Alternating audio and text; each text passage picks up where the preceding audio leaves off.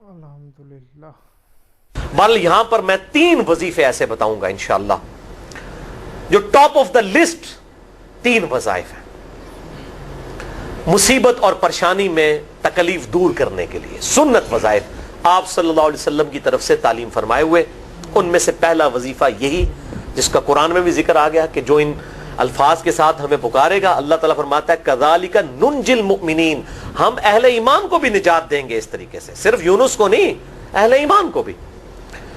چنانچہ اسی کانٹیکسٹ میں پہلا وظیفہ ہے یہ لا الہ الا انت سبحانک انی کنت من الظالمین کا. لیکن اس سے پہلے میں ایک امپورٹنٹ بات کروں دعا کے حوالے سے کہ دعا کی قبولیت کا ایک پروٹوکول بھی ہے. ویسے تو آپ مسئلہ 82 دیکھیں گے، اس میں نے اور باتیں بھی کی ہیں، ٹاپک دوسری طرف چلا جائے گا، لیکن انصاف ہے کہ میں اس چیز کو بھی ایڈریس کروں. جامعہ ترمذی میں صحیح سند کے ساتھ یہ حدیث موجود ہے، انٹرنیشنل نمبر کے مطابق 593 نمبر حدیث ہے، اور یہ حدیث مشکات میں آپ کو پہلی جلد میں درود شریف والے چیپٹر میں بھی مل جائے گی. اور مشکات کو میں نے ڈکلیئر کیا ہے مشکات از دا انسائکلوپیڈیا آف حدیث، یعنی آپ کو جتنی حدیثیں اسکیٹرڈ فارم میں ملیں گی کتب ستہ اور اس سے بھی باہر 13 کتابوں میں، مشکات میں آپ کو مل جائیں گی. میں نے اسی لیے مشکات پہ پورا لیکچر ریکارڈ کروا دیا ہے، مسئلہ نمبر 111B کے عنوان سے مشکات المصابیح کا مکمل تعارف، وہ ضرور دیکھیں. یعنی مشکات 3 جلدوں میں آپ لے لیں تو انسائکلوپیڈیا آف حدیث آپ کے پاس آ گیا. 6294 احادیث ہیں، اور اس میں چونکہ احادیث کی تکرار نہیں ہے تو کتب ستہ اس کے علاوہ بھی 12-13 کتابیں جو ہیں اس میں کور ہیں، اس میں بھی یہ حدیث موجود ہے. جامعہ ترمذی میں انٹرنیشنل نمبر کے مطابق 593 نمبر. سیدنا عبداللہ ابن مسعود رضی اللہ تعالیٰ عنہ کہتے ہیں کہ ایک دفعہ میں آپ صلی اللہ علیہ وسلم کی موجودگی میں نماز پڑھ رہا تھا، اور سیدنا ابو بکر اور عمر رضی اللہ تعالی عنہما وعلیہم السلام وہ بھی وہاں پہ موجود تھے. میں نماز کے جب یعنی کہ تشہد میں بیٹھا، میں نے اللہ کی حمد کی، التحیات للہ والصلوات والطیبات، اس کے بعد درود پڑھا، اور اس کے بعد میں نے دعا مانگنا شروع کی تو آپ صلی اللہ علیہ وسلم نے ارشاد فرمایا سل تعطا سل تعطا، مانگ تجھے دیا جائے گا، مانگ تجھے دیا جائے گا. یعنی جو درود شریف اور ذکر کے ذریعے متوجہ ہوتا ہے اللہ تعالیٰ اس کی دعا قبول کرتا ہے. اور پھر ابن مسعود ادھر ہی روایت کرتے ہیں، ساتھ ہی جامعہ ترمذی میں دوسری حدیث ہے صحیح سند کے ساتھ کہ ایک شخص آیا، اس نے جو ہے وہ نماز کے دوران حمد و درود کے بغیر ڈائریکٹ اللہ سے مانگنا شروع کر دیا. تو جب وہ فارغ ہوا آپ صلی اللہ علیہ وسلم نے اسے بلا کر کہا کہ سائل تو نے مانگنے میں جلدی کی، تجھے چاہیے کہ جب دعا مانگنے لگے پہلے اللہ کی حمد بیان کر، پھر مجھ پر درود پڑھ، اور پھر اللہ کی طرف متوجہ ہو. اور اس حدیث میں آتا ہے کہ ایک اور شخص آیا، یعنی ابن مسعود وہ خود تھے، اور اس نے اللہ کی حمد اور درود کے ذریعے دعا مانگی تو آپ صلی اللہ علیہ وسلم فرمایا سل تعطا سل تعطا، مانگ تجھے دیا جائے گا، مانگ تجھے دیا جائے گا. درود شریف پہ میں الگ سے بھی لیکچر دے چکا ہوں، مسئلہ نمبر 56 کے عنوان سے 2 گھنٹے کی گفتگو ہے. درود شریف کے صحیح فضائل اور صحیح احکام و مسائل بڑی ڈیٹیل کے ساتھ ہر اینگل سے درود شریف کے حوالے سے آپ کو وہ سمجھ لیں کہ انسائکلوپیڈیا ہے وہ لیکچر، مسئلہ نمبر 56 اہل سنت پاک.com پہ. تو دعا کے لیے حمد اور درود شریف ضروری. اس لیے دیکھیں نماز کی انٹلیکچوئل ترتیب ہے، آپ پہلے دعا کرتے ہیں التحیات للہ والصلوات والطیبات، اللہ کی حمد کرتے ہیں، پھر نبی صلی اللہ علیہ وسلم پر سلام عرض کرتے ہیں السلام علیکہ ایھا النبی، اس کے بعد آپ درود پڑھتے ہیں، اور اینڈ پہ آپ دعا مانگتے ہیں اللہم انی اعوذ بک من عذاب جہنم ومن عذاب القبر ومن فتنة المحیا والممات ومن شر فتنة المسیح الدجال، یا اللہم ربنا آتنا فی الدنیا حسنة وفی الآخرة حسنة وقنا عذاب النار، یا رب اجعلنی مقیم الصلاة ومن ذریتی ربنا وتقبل دعائی ربنا اغفر لی ولوالدی وللمؤمنین یوم یقوم الحساب. کوئی بھی دعائیں مانگیں، یہ بھی مانگیں جو میں وظائف بتا رہا ہوں، کیونکہ بخاری اور مسلم کی متفق علیہ حدیث ہے. مشکات میں آپ کو تشہد والے چیپٹر میں حدیث مل جائے گی کہ نماز میں تشہد میں درود کے بعد جو چاہو اپنے رب سے مانگو، یعنی عربی میں مانگنا ہوگا، دعائیں مانگے، دعائیں معصورہ کتاب السنت میں جتنی ہیں وہ مانگے، اس کے علاوہ بھی مانگ سکتے ہیں اگر الفاظ درست ہوں لیکن عربی زبان میں. تو یہ پہلا وظیفہ جامعہ ترمذی میں انٹرنیشنل نمبر کے مطابق 3505، مشکات میں 2292 نمبر یہ حدیث ہے. اور قرآن حکیم میں تو ہم پڑھ چکے ہیں سورۃ الانبیاء آیت نمبر 87 اور 88 میں آپ صلی اللہ علیہ وسلم نے ارشاد فرمایا کہ یونس علیہ السلام نے مچھلی کے پیٹ میں اپنے رب کو ان الفاظ کے ساتھ پکارا تھا لا الہ الا انت سبحانک انی کنت من الظالمین. اور پھر آپ صلی اللہ علیہ وسلم نے فرمایا کہ جو کوئی شخص اپنے کسی بھی معاملے میں کسی بھی پریشانی میں اس دعا کے ذریعے اللہ کی طرف متوجہ ہو, اللہ تعالیٰ اس کی دعا کو قبول فرما لیتا ہے. اور قرآن میں بھی آ گیا نا کذالک ننجی المؤمنین. اور کتنا بڑا فتویٰ آیا میرے بھائیوں, سورہ الصافات 143 144, فلولا انہ کان من المسبحین, اگر یونس ہمیں ان الفاظ میں ہماری تسبیح نہ کرتا, للبث فی بطنہ الی یوم یبعثون, تو مچھلی کے پیٹ میں قیامت تک مچھلی کے پیٹ میں رہتا اگر اس طرح نہ ہمیں پکارتا, اس کی قبر مچھلی کا پیٹ بن جاتی. یعنی یہ اتنا عطاب, اور وہ دور ہو گیا اس دعا سے, بہت بڑے اسماء اعظم میں سے ہے. تو یہ بہترین دعا, بہترین وظیفہ, اسماء اعظم میں سے بہترین چیز, اور سب سے بڑھ کر جو میں نے بات کی کہ بہترین استغفار, اللہ سے توبہ مانگنے کا بہترین ذریعہ. اور کس طریقے سے, اے اللہ تو پاک ہے نا, تجھ سے تو غلطی نہیں ہوگی, میں بندہ ہوں غلطی کروں گا, تو اللہ نے تو معاف کرنا ہے نا, کیونکہ جب بندے نے اپنی عاجزی کا اظہار کر لیا ہے اور اللہ تعالیٰ کو بتایا اللہ یہ تیری کوالٹی ہے, تو غلطی نہیں کرتا, تو میں تو انسان ہوں غلطی کروں گا. تو یہ ہے پہلا وظیفہ. دوسرا وظیفہ وہ بھی جامعہ ترمذی میں انٹرنیشنل نمبر کے مطابق 3524 نمبر حدیث ہے, لیکن ترمذی کا طریق جو ہے وہ ضعیف ہے. یہ میں پہلے بتا دوں, امام ترمذی نے ساتھ لکھا ہے یہ روایت کمزور ہے, لیکن ضروری نہیں ہوتی کہ روایت اگر ترمذی میں کمزور ہے تو کہیں اور وہ روایت صحیح نہیں موجود ہے. اس کی صحیح سند المستدرک للحاکم میں انٹرنیشنل نمبر کے مطابق 1862 نمبر موجود ہے, اور سنن نسائی الکبریٰ میں 10492 نمبر ہے, اور مشکات میں بھی 2454 نمبر حدیث ہے انٹرنیشنل نمبر کے مطابق. تو صحیح سند المستدرک للحاکم اور سنن نسائی الکبریٰ کے اندر موجود ہے. اور وہ وظیفہ ہے انس ابن مالک کہتے ہیں اور سعد ابن ابی وقاص کہتے ہیں رضی اللہ تعالی عنہما وعلیہم السلام, کہ آپ صلی اللہ علیہ وسلم کو جب کبھی کوئی تکلیف یا پریشانی پہنچتی تو آپ صلی اللہ علیہ وآلہ وسلم ہمیشہ ان الفاظ میں اپنے رب کو پکارا کرتے ہیں, یا حی یا قیوم برحمتک استغیث, اے خود سے زندہ ہر چیز کو تھامنے والے, میں تیری رحمت کے ساتھ تیری مدد کا سوال کرتا ہوں.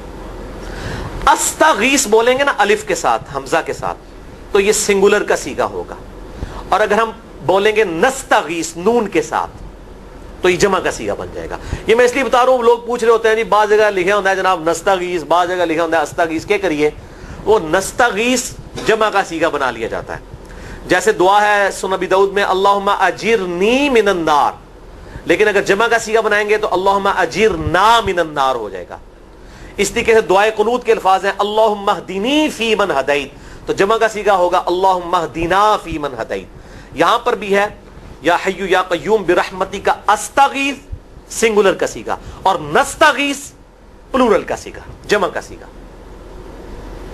کتنی بہترین دعا ہے, اے خود سے زندہ ہر چیز کو تھامنے والے, میں تیری رحمت کے ساتھ تیری مدد کا سوال کرتا ہوں. تو یہ بھی اسماء اعظم میں سے ہے. سنن نسائی الکبریٰ کے اندر صحیح سند کے ساتھ 10492 اور المستدرک للحاکم میں 1862 نمبر. اب یہاں پہ میں ایک ضمناً بات بتا دوں سنن نسائی الکبریٰ کے بارے میں, چونکہ اکثر لوگ پوچھتے ہیں. میرے بھائیو, ایک سنن نسائی وہ ہے جو کتب ستہ میں ہم پڑھتے ہیں, اس میں یہ کتاب لکھی ہے امام احمد بن شعیب نسائی رحمہ اللہ تعالی المتوفی 303 ہجری. کتب ستہ میں یہ ویسے 5ویں نمبر پہ گنی جاتی ہے, لیکن بخاری اور مسلم کے بعد دنیا میں سب سے صحیح ترین کتاب سنن نسائی ہے, سب سے کم ضعیف حدیثیں اس کے اندر ہیں. بخاری مسلم کے بعد تیسرا نمبر اس کتاب کا ہے. دنیا کی کوئی حدیث کی کتاب بخاری مسلم کے بعد صحیح نہیں ہے جتنی سنن نسائی ہے. سنن نسائی جو ہمارے پاس کتب ستہ میں ہے نا, اس میں ہے 5761 احادیث انٹرنیشنل نمبر کے مطابق, اور یہ ساری انٹرنیشنل کتابیں عربی میں, انگلش میں اور اردو میں ہماری ویب سائٹ اہل سنت پاک .com پہ فری اس کا PDF موجود ہے, آپ ڈاؤن لوڈ کر سکتے ہیں. 5761 احادیث ہیں اس سنن نسائی میں جو ہمارے پاس ہے. اسے ویسے ٹیکنیکل لینگویج میں کہا جاتا ہے سنن نسائی الصغریٰ, چھوٹی سنن نسائی, کیونکہ امام نسائی نے یہ کتاب نہیں لکھی تھی, امام نسائی نے کتاب لکھی تھی سنن نسائی الکبریٰ، بڑی سنن نسائی، اور اس میں حدیث ہیں انٹرنیشنل نمبر کے مطابق 11,770، بخاری مسلم سے بھی زیادہ حدیث ہیں اس میں. لیکن یہ امام نسائی کے ایک شاگرد تھے امام ابن السنی، انہوں نے اس کو مختصر کر کے نا چھوٹی کتاب بنا دیا، اور اب پبلک میں یہی چھوٹی کتاب مشہور ہے. اس کی وجہ سے جب ہم سنن نسائی الکبریٰ کا آپ مشکات میں دیکھیں گے نا تو وہ فرق نہیں کرتے ہیں. جب وہ سنن نسائی کا حوالہ دیتے ہیں نا تو آپ کو نسائی میں وہ ملے گا بھی نہیں، وہ الکبریٰ میں ہوتا ہے، کیونکہ وہ اس تفریق کو مانتے نہیں، وہ تو سنن نسائی الکبریٰ کو سنن نسائی مانتے ہیں. جبکہ ہماری پبلک جو ہے وہ سنن نسائی، وہ میں وہ حوالہ دے رہا ہوتا ہوں کہ جی سنن نسائی الکبریٰ میں 9,928 نمبر حدیث ہے کہ جو آیت الکرسی پڑھ لے فوراً بعد کسی بھی نماز کے فرض کے فوراً بعد تو مرتے ہی جنت میں داخل ہوگا. تو لوگ کہتے ہیں جناب نسائی تے حدیثیں جناب 5,761 نے، تسی 9,928 کی تمہیں دس دیو. تو میں ساتھ حالانکہ بول رہا ہوتا ہوں سنن نسائی الکبریٰ، میں نے کبھی اس کے بغیر نہیں بولا. تو الکبریٰ سے آپ کا دماغ تو کام کرنا چاہیے، الکبریٰ کیوں بول رہا ہے ساتھ؟ کوئی یہ صغریٰ بھی ہے جس کی یہ الکبریٰ ہے بڑی، اور ہمارے گرین کارڈ میں یہ وظیفہ لکھا ہوا ہے الکبریٰ کے ساتھ. اسی طریقے سے جو میرا وہ واقعہ کربلا کے اوپر 150 اسناد پر مشتمل پمفلٹ ہے، ریسرچ پیپر نمبر 5B واقعہ کربلا کا حقیقی پس منظر 72 صحیح الاسناد احادیث کی روشنی میں. 72 کا تو ٹائٹل ہے شہدائے کربلا کی نسبت سے، احادیث اس میں 150 ہیں. اس میں اکثر حدیثوں کے حوالے میں نے سنن نسائی الکبریٰ سے دیے ہوئے ہیں. وہ لوگ کہتے ہیں مل ہی نہیں رہی ہے، تو میرے بھائی وہ سنن نسائی الکبریٰ آپ کے پاس ہوگی تو آپ کو ملے گا نا.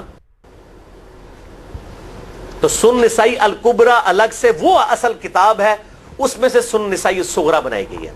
اسی سنن نسائی الکبریٰ کا چیپٹر ہے خصائص علی، جس میں 194 حدیث ہیں سیدنا مولا علی رضی اللہ تعالیٰ عنہ وعلیہ السلام کی شان میں. امام نسائی نے ناسبیوں کے خلاف وہ کتاب کا وہ چیپٹر لکھا، وہ خصائص علی چیپٹر ہے سنن نسائی الکبریٰ کا.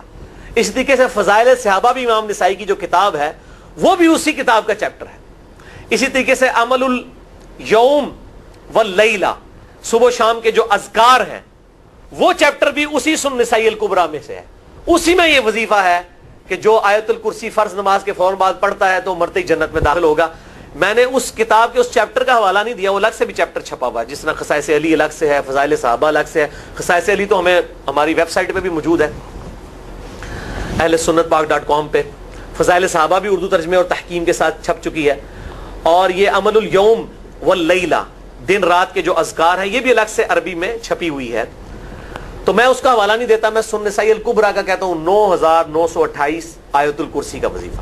تو یہ سنن نسائی الکبریٰ کا میں نے حوالہ دیا ہے یا حی یا قیوم برحمتک استغیث 10,492 صحیح طریقہ ہے. بعض اوقات کسی ایک کتاب میں ضعیف، ترمذی کا اس کا طریق جو ہے وہ ضعیف ہے، سنن نسائی الکبریٰ اور المستدرک للحاکم کا طریق جو ہے وہ بالکل صحیح ہے. جس طریقے سے سنن ابی داؤد اور سنن ابن ماجہ میں کتاب النکاح چیپٹر میں حدیث ہے، اگر میں سجدہ جائز سمجھتا تو بیویوں کو کہتا کہ اپنے خامدوں کو سجدہ کریں اس حق کے سبب جو اللہ نے ان کو دیا ہے. تو ابو داؤد اور ابن ماجہ کی روایت ضعیف ہے، اس میں شریک القاضی مدلس ہے اور ان سے روایت کر رہے ہیں، اور مدلس کی ان والی روایت سما کی تصریح کے بغیر ضعیف ہوتی ہے. لیکن ہم اس حدیث کو صحیح کہتے ہیں کیونکہ اس سما کی تصریح سنن البہیقی کے اندر موجود ہے الکبریٰ میں. تو ہم پھر اس کی بنیاد پہ کہتے ہیں چونکہ وہاں پر صحیح لہذا اس کو ہم کہتے ہیں شواہد کی بنیاد پہ صحیح. یہ میں آپ کو ٹیکنیکل چیزیں بتا رہا ہوں، یہ وہ چیزیں جو آپ کے کئی وہ جو بڑے بڑے علماء پڑھ کے فارغ ہوتے ہیں ان کو بھی یہ باتیں نہیں پتہ ہوتی ہیں. وہ کہتے ہیں جناب آپ کتوں پڑھے ہو، اور میں کہنا پائی میرے آئنسٹائن تے نیوٹن کو کسی مدرسے تو پڑھنے کی ضرورت نہیں ہوتی. نیوٹن 8ویں کلاس ہی نسیا ہوا ہے، آج نیوٹن ہوتے PhD ہوتی فزکس تھی. مجھے غامدی صاحب کا جملہ یاد آیا، ان سے کسی نے پوچھا کہ یہ جو روایتی علماء ہیں اور مولانا مودودی آپ ان کو کیسے دیکھتے ہیں؟ ان کا روایتی علماء جو ہیں یہ تو مدرسوں کے اسٹوڈنٹس اور فاروق تحصیل ڈگری ہولڈر ہیں، اور مودودی صاحب جو ہیں ان کی مثال تو آئنسٹائن اور نیوٹن والی ہے، ان کے اوپر PhDs ہوتی ہیں. یہ گاڈ گفٹڈ صلاحیتیں ہوتی ہیں. ان مدرسوں کی آؤٹ پٹ مودودی صاحب اور ڈاکٹر اسرار، ڈاکٹر ذاکر نائک اور احمد دیدار صاحب تو نہیں ہو سکتے. یہ گاڈ گفٹڈ صلاحیتیں ہوتی ہیں. تو میں اس لیے ساتھ ساتھ کلیئر کر رہا ہوں تاکہ یہ جو ایمبیگوٹیز آتی ہیں اس حوالے سے وہ کلیئر ہو جائیں. بہرحال یہ دوسرا وظیفہ ہو گیا. اب تیسرا وظیفہ جو ہے کمال وظیفہ، صحیح بخاری میں موجود ہے، انٹرنیشنل نمبر کے مطابق 4,563 نمبر. ابن عباس رضی اللہ تعالی عنہما کہتے ہیں وعلیہم السلام، وہ کہتے ہیں کہ سیدنا ابراہیم علیہ السلام کو جب آگ میں پھینک رہے تھے نا، تو ابراہیم علیہ السلام نے اس وقت کہا تھا حسبنا اللہ و نعم الوکیل، ہم نے اللہ ہی پر بھروسہ کیا اور وہی بہتر کارساز ہے۔ اور تمہارے نبی صلی اللہ علیہ وسلم کو بھی جب مصیبت اور پریشانی آتی تھی وہ بھی پڑھا کرتے تھے حسبنا اللہ و نعم الوکیل، ہم نے اللہ ہی پر بھروسہ کیا اور وہی بہتر کارساز ہے۔ اس کے اندر وہ شعر جو بنا دیا نا، نعم المولا و نعم النصیر، ویسے الگ سے آیت ہے، الگ سے آیت ہے، لیکن یہ شعر نہیں بنانا، بس اتنا ہی وظیفہ ہے، حسبنا اللہ و نعم الوکیل۔ اور یہ جو انہوں نے کہا کہ نبی صلی اللہ علیہ وسلم بھی یہ کہتے تھے، اس کا ذکر الحمدللہ قرآن میں بھی موجود ہے، اس سے بھی بڑھ کر سورہ آل عمران کی 173 نمبر آیت میں ہے کہ جب نبی صلی اللہ علیہ وسلم اور اہل ایمان کو یہ خبر پہنچی کہ کافر ان کے خلاف سازشیں کر رہے ہیں، تو نبی اور اہل ایمان نے پکارا حسبنا اللہ و نعم الوکیل۔ تو حسبنا اللہ و نعم الوکیل قرآن کی آیت بھی ہے، اور یہ ہے وہ آیت، وظیفہ قرآن میں آیا ہوا ہے یہ، آل عمران 173 اور صحیح بخاری 4563۔ اور مجھے بڑا وجد آیا کہ ابراہیم علیہ السلام کو جب آگ میں پھینکنے لگے تھے، انہوں نے اس وقت اللہ کو ان الفاظ کے ساتھ پکارا حسبنا اللہ و نعم الوکیل۔ اچھا، یہ جتنے بھی وظیفے ہیں نا میرے بھائیوں، ان کا فائدہ اسی وقت ہے جب آپ کو ترجمہ بھی ان کا آتا ہوگا، ورنہ آپ روزانہ جتنی مرضی تسبیح کھینچتے رہے کوئی فرق نہیں پڑے گا۔ اس لیے میرا ایک پرسنل مشورہ ہے کہ جب بھی یہ وظیفے پڑھیں نا آپ، اردو ترجمہ بے شک آتا بھی ہو رہا ہے، ایک دفعہ اپنی زبان میں اس کو ریپیٹ کریں، یعنی آپ پڑھیں حسبنا اللہ و نعم الوکیل، میں نے اللہ ہی پر بھروسہ کیا اور وہی بہتر کارساز ہے۔ آپ دیکھیں یہ صوت القرآن چینل میں جب وہ عربی چل رہی ہوتی ہے، جیسے ہی وہ مراج الدین خان کا ترجمہ شروع ہوتا ہے نا، کیسے کب کبھی تاری ہو جاتی ہے، کیونکہ وہ ہماری زبان میں بات ہو رہی ہوتی ہے نا، ابھی تو نہیں قیام اللیل میں رو رہے ہوتے، ان کی زبان میں بات ہو رہی ہوتی ہے، اپنی زبان کا اثر ہوتا ہے۔ اسی طریقے سے آپ لا الہ الا انت سبحانک انی کنت من الظالمین، یا حسبنا اللہ و نعم الوکیل، یا حی یا قیوم برحمتک استغیث، جو بھی وظیفے پڑھیں نا، ایک دفعہ ان وظیفوں کو جب آپ الگ سے دعا مانگ رہے ہوں، اس وقت اس کو آپ اپنی زبان میں بھی دہرائیں۔ اور اس کے لیے کوئی تسبیح نہیں کھینچنے کی ضرورت کہ آپ نے اتنے 100 دفعہ پڑھنا ہے، تسبیح تو ویسے ٹھیک ہے، وہ آپ استعمال کر سکتے ہیں، لیکن آپ چلتے پھرتے اٹھتے بیٹھتے ہر وقت جس حالت میں بھی، اور صحیح مسلم میں حدیث ہے کہ یہ جو وظائف ہیں ان کے لیے تو کوئی وضو بھی کیا، غسل بھی پروٹوکول نہیں ہے۔ اب عائشہ کہتی ہیں نبی صلی اللہ علیہ وسلم حالت جنابت میں بھی اللہ کو یاد کر لیا کرتے تھے، صحیح مسلم میں حدیث موجود ہے، جنابت والے چیپٹر میں ہر حال میں اللہ کو یاد کرتے تھے۔ اور جو قرآن میں بھی دعائیں یا اذکار آئی ہیں نا، جب آپ حالت جنابت میں بھی اس کو کریں گے نا، تو اس پہ قرآن کا حکم نہیں لگے گا۔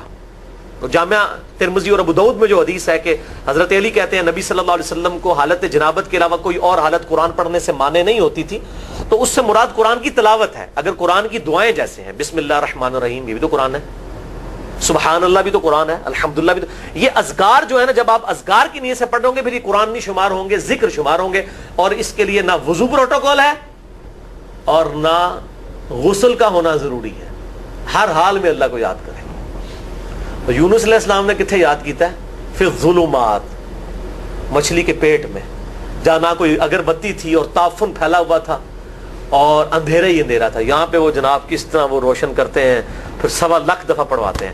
یعنی میں بتا رہا ہوں آدھا سچ بڑا خطرناک ہوتا ہے، یعنی آیت کریمہ کی اصلیت تو موجود ہے کتاب و سنت میں، لیکن آدھا جو سچ جھوٹ ساتھ ملا لیا نا، اس کی وجہ سے سارا بیڑا غرق کر دیا ہوا۔ اور بجائے یہ کہ لوگوں کو یہ وظیفہ بتایا جائے کہ اٹھتے بیٹھتے چلتے پھرتے اللہ کو ان الفاظ میں یاد کریں، اس کو انہوں نے کوئی اور ہی رنگ دے دیا ہوا ہے، اور اس کو 1.25 لاکھ دفعہ ختم اور پتہ نہیں کیا کچھ بنا دیا ہوا ہے۔ تو یہ 3 وظائف تھے بڑے اہم اس حوالے سے، اور میں نے اس کو ضروری سمجھا کہ میں یہ ضرور بتا دوں تاکہ لوگ اس پہ ایجوکیٹ ہوں، ان وظائف کو کریں۔